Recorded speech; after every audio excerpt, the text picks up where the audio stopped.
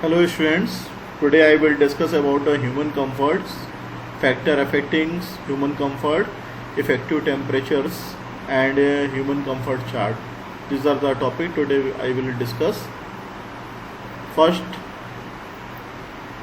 that is the comfort air conditioning. What is the meaning of comfort air conditioning?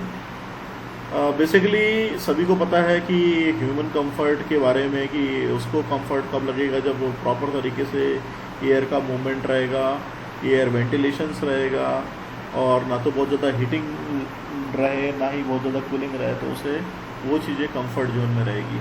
तो as per the SRA standard ये चीज़ें बताई भी गई हैं, American society of heating refrigeration air conditioning के द्वारा बताई भी गई हैं और डिसाइड भी की गई है कि ह्यूमन की कंफर्ट जो कंडीशन रहती है वो कहाँ पे आके मिलती हैं। तो 26 डिग्री ड्राई बल्ब टेम्परेचर और 50 डिग्री रिलेटिव ह्यूमिडिटी यदि होती है तो ह्यूमन के बॉडी को कंफर्ट फील होता है।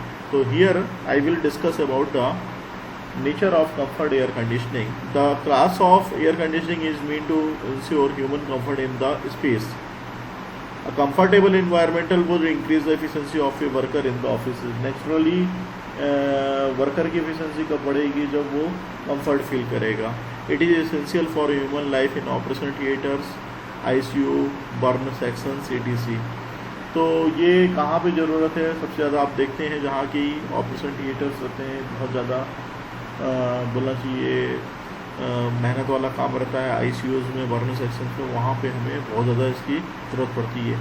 It is a common thing nowadays which people expect in a multiplexes. Cinema halls वगैरह यदि देखने आता है तो वहाँ पे इसकी ज़रूरत पड़ती है। मॉल्स में जहाँ पे भीड़ भाड़ बहुत रहती है, शॉप्स में, रेस्टोरेंट्स में, हाउस होल्ड्स में, इन जगहों पे कंफर्ट एयर कंडीशनिंग की सबसे ज़्यादा ज़रूरत पड़ती है।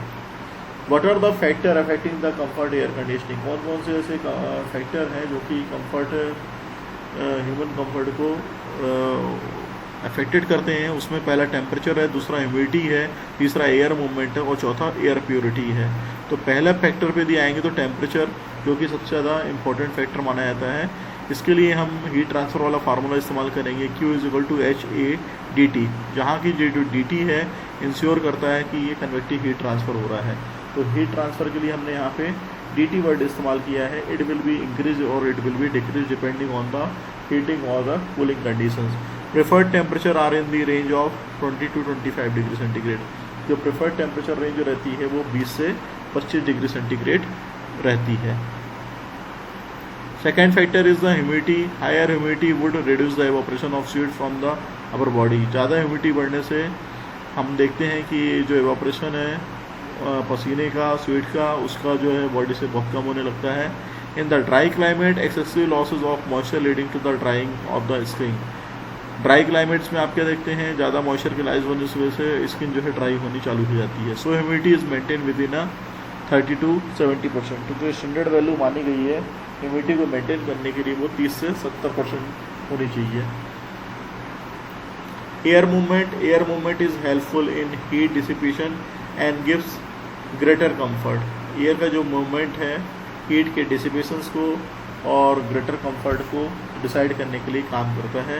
But excessive air movement would cause noise and discomfort. लेकिन ज़्यादा एयर के मूवमेंट होने से नॉइज और डिस्कम्फर्ट फीलिंग होने लगता है, इसलिए ज़्यादा एयर मूवमेंट भी ना हो।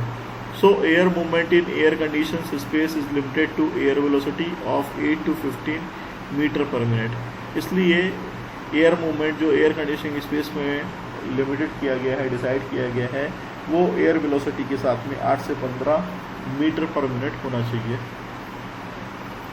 चौथा एयर प्योरिटी। एयर प्योरिटी जो है हैज़ मैनी इम्प्योरिटीज़, क्योंकि एटमॉस्फेरिक एयर में आप देखते हैं बहुत सारी इम्प्योरिटीज़ रहती है। In it is ranging from the large impurities like the dust, pollen particles to microorganism like bacteria and the virus. These are the air impurities जो कि एयर के एटमॉस्फेरिक एयर के साथ में मिक्सअप रहती है। In some cases odor gases causes the equal discomfort। जो बदबूदार गैसेस रहती हैं उनके द्वारा भी इक्वल डिस्कम्फर्ट फील होता है। So air conditioner remove the impurities as the requirements of the user के हिसाब से वो सारी इम्प्योरिटीज़ को रिमूव कर दिया जाता है।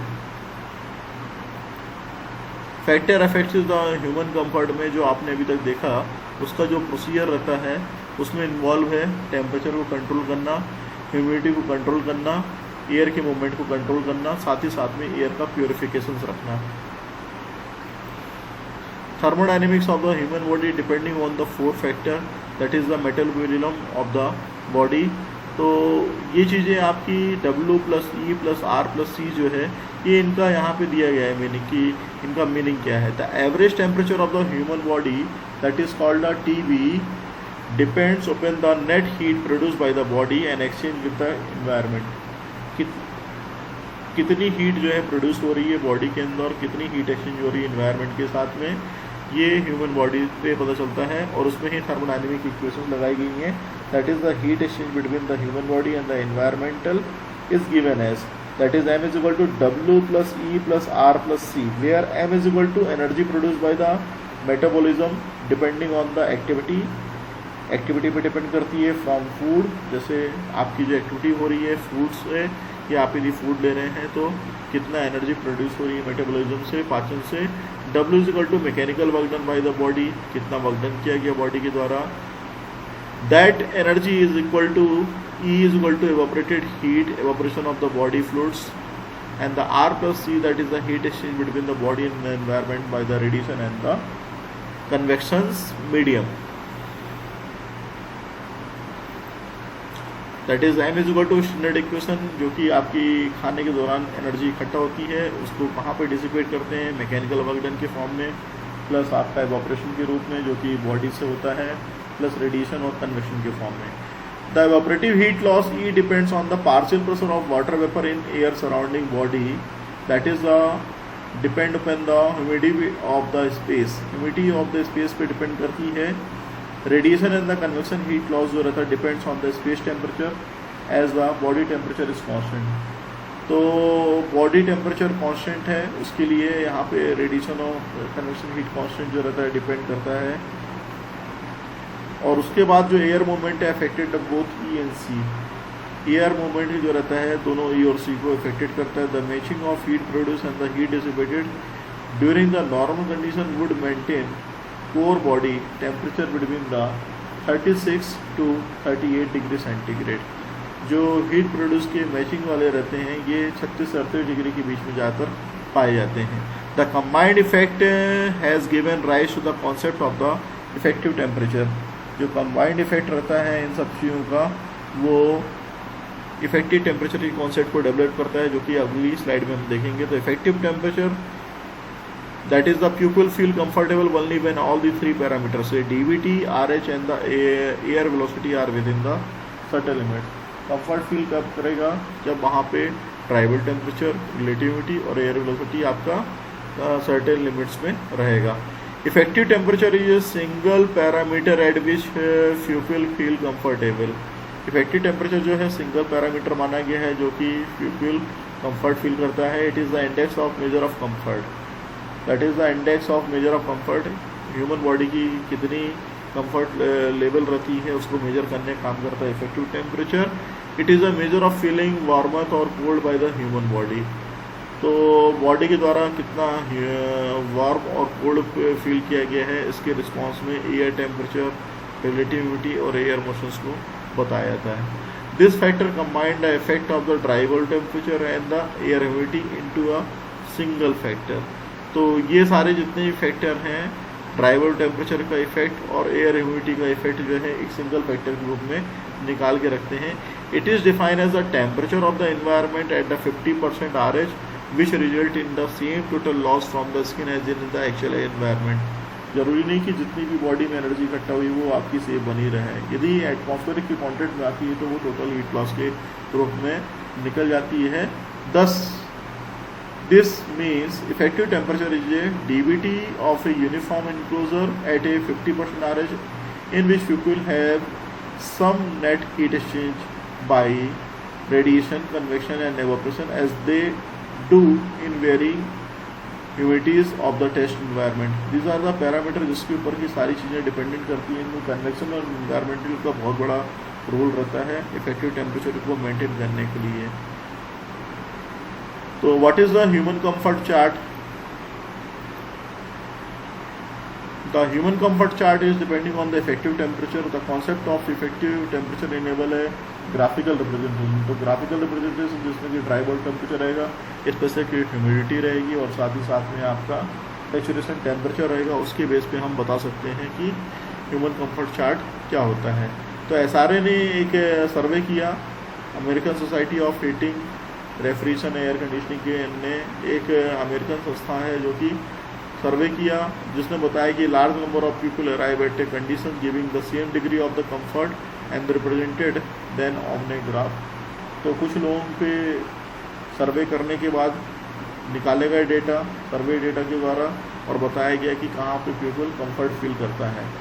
A correction for the hot climate of the India में be in order as the subject under survey was used to North American cooler conditions.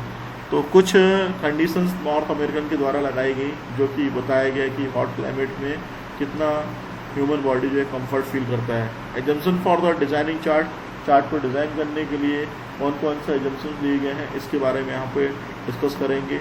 तो subject is in a normal indoor clothing 0.6 cloth for the summer and 0.9 cloth for the winter. तो ये condition है पहली वाली कि indoor clothing के लिए 0.6 चाहिए फॉर द समर और 0.9 चाहिए for the winter. Radiation effect is neglected. Radiation effect को बहुत ज़्यादा हम लेके नहीं चलते हैं। ये आपका एजम्पशन है सेकेंड नंबर का। Third is the air velocity is less than 0.15। तो एयर वेलोसिटी काफ़ी कम होती है मीटर पर सेकेंड के हिसाब से फॉर विंटर एंड 0.25 मीटर पर सेकेंड फॉर द समर। तो 0.25 मीटर पर सेकेंड होती है समर में और 0.15 होती है एयर वेलोसिटी आपकी विंटर में। तो subject is engage in a light activity that is less than of 1.2।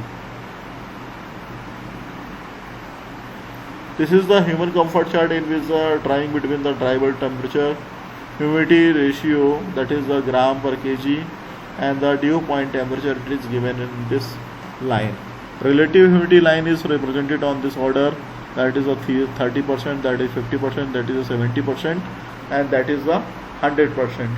तो ये सारी जितने भी है रिलेटिव ह्यूमिडिटी की कंडीशन को शो कर रहा है परसेंटेज के फॉर्म में। तो summer comfort zone has a higher temperature compare to the winter zone. जाहिर सी बात है कि समर में ज़्यादा गर्मी पड़ती है तो ज़्यादा टेम्परेचर रहेगा और comparison to higher temperature as a winter zone की कंपैरिजन में यहाँ पे दोनों जोन को दिखाया गया है। This is the summer zone, this is the winter zone. तो समर जोन हो चाहे विंटर जोन हो, जो रिक्वायर्ड कंफर्ट कंडीशन है ह्यूमन बॉडी के लिए that is the 26 degree and 50% RH, जो कि हमने शुरू वाले स्लाइड में आपको बताया था कि जो बॉडी की ह्यूमन कंफर्ट के लिए ज़रूरत होती है वो आपकी 26 डिग्री आपकी DBT ड्राई बल्ब टेम्परेचर और 50 डिग्री RH पे रहती है। There is a small overlap between the two zone. यहाँ पे आप देख रहे हैं ओवरलैपिंग हो रही है, स्मॉल ओवरलैप है। The chart allowed engineer to choose और suggest to user most economically room condition without jeopardizing the comfort without any loss of the danger of comfort zone. ये इंजीनियर्स को हेल्प करता है human comfort chart समझाने के लिए कि किस वेदर कंडीशंस पे कितना टेम्परेचर रखना चाहिए ताकि ह्यूमन कंफर्ट आपको फील हो। तो यहाँ पे समर और विंटर के हिसाब से जो आप ये वाला चार्ट देख रहे हैं that is called a human comfort chart, जिसपे कि dry bulb temperature, humidity ratio और ड्यू पॉइंट टेम्परेचर को शो किया गया है और इनसाइड ऑफ द चार्ट आपकी रिलेटिव ह्यूमिडिटी बताई गई है। तो रिलेटिव ह्यूमिडिटी में 50% RH से यदि ज़्यादा होता है तो दिक्कत है, कम होता है तो दिक्कत है। ज़्यादा होने पे कूलिंग इफेक्ट बहुत ज़्यादा मिलने लगता है और कम होने पे वार्मिंग इफेक्ट ज़्यादा मिलने लगता है।